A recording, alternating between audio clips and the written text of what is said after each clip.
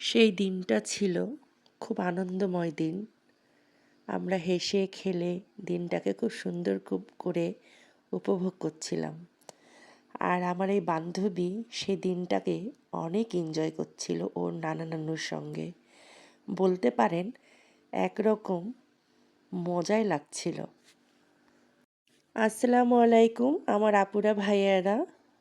আলহামদুলিল্লাহ আমি আমার পরিবারকে নিয়ে ভালো আছি। আশা করি আপনারা অনেক ভালো আছেন। তো এগুলা ভিডিও হচ্ছে অনেক আগের ভিডিও, যে ভিডিওগুলা আমার মোবাইলে আছে এবং সেখান থেকে কিছু কিছু আমি কেটে কেটে আমি এটাকে এডিট করে আপনাদের মাঝে দেখানোর চেষ্টা করছি এবং সেই দিনটা যে কেমন আনন্দ করেছি সেটা আমাদেরকে দেখলেই বুঝতে পারছেন। ছোটোবেলার মুহূর্তগুলা আমি বড় হয়ে নতুন করে আবার সেই দিন হারিয়ে গিয়েছিলাম। আর কিছু মানুষ আছে যারা এগুলো দেখে জ্বলে পুড়ে যায়।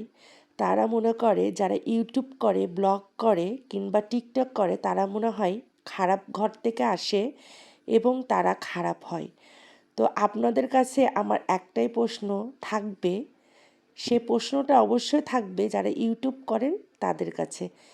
আমরা যারা ইউটিউব করি কিংবা টিকটকে রান্না শেয়ার করি, এগুলা কাজ কি কোনো খারাপ ইঙ্গিতকে দেখায়?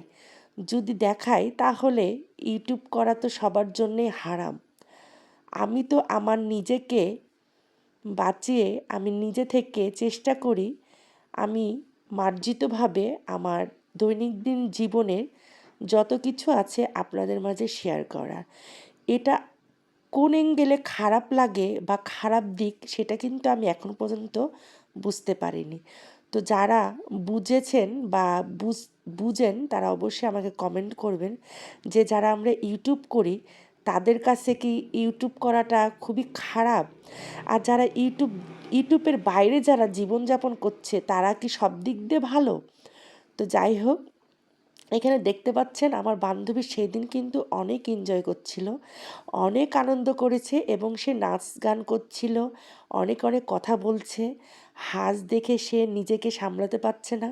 তো এই মুহূর্তগুলো কিন্তু আমি আমার মোবাইলে ধরে রাখার জন্যে কিন্তু এই ভিডিওগুলো করেছি এবং সে যত বড় হবে আস্তে আস্তে সে বড় হয়ে যখন ভিডিও আমরা মেয়েরাই শত্রু। আমাদের সমাজে কিন্তু ভালো কিছু কেউ যদি করতে চায়, কোনো কিছু করার চেষ্টা করে, মেয়েরা যদি ঘরে বসে নিজের কাজ চালিয়ে যেতে চায় কোনো বাজে কাজ ছাড়া বা বাজে কোনো বাইরে গিয়ে খারাপ কাজ করা ছাড়া, সেগুলো আমরা মেয়েরাই সহ্য করতে পারি না। তো অনেক মানুষের মুখ থেকে শুনি যে দাড়ি রাখলে নাকি ইউটিউব করা যায় না, দাড়ি থাকলে নাকি টিকটকে কথা বলা যায় না। আমি একটা প্রশ্ন করতে চাই, আমরা কিন্তু আগে এই ইউটিউব না জানার কারণে অনেক কিছুই কিন্তু আমরা মিস করে দিতাম। যেটা বলেন, আজকাল আমরা কিন্তু বড় বড় মৌলবীদেরকে, মিজান আজাহারিদেরকে ইউটিউবেই পেয়েছি এবং ওদের ভালো ভালো কথাগুলো কিন্তু আমরা ইউটিউব থেকেই শিখেছি। কম বেশি সবাই কিন্তু দেখে। দাঁড়িয়ে আছে বলেই যে ইউটিউব দেখা যাবে না কিংবা ব্লগ চ্যানেল খোলা যাবে না, এটা কিন্তু কোনো জায়গায় লেখা নাই। আপনি আপনাকে নিজেকে সেফ রেখে আপনি মার্জিতভাবে সব কিছুই করতে পারবেন। আমরা নারীরা যদি বোরখা পরে ডাক্তারি চাকরি করতে পারি, যদি শিক্ষক হতে পারি, ব্যাংকার হতে পারি, তাহলে আমরা ব্লগার হলে সমস্যাটা কোথায়? কারণ ওরাও মেয়ে, আমরাও মেয়ে। আমরা সংসার ফেলে থুয়ে তো আর কিছু করছি না। সংসারে কাজকর্ম, রান্নাবান্না ছেড়ে বাচ্চা মানুষ করার পরে এগুলো করে বেড়াচ্ছি। তো আল্লাহ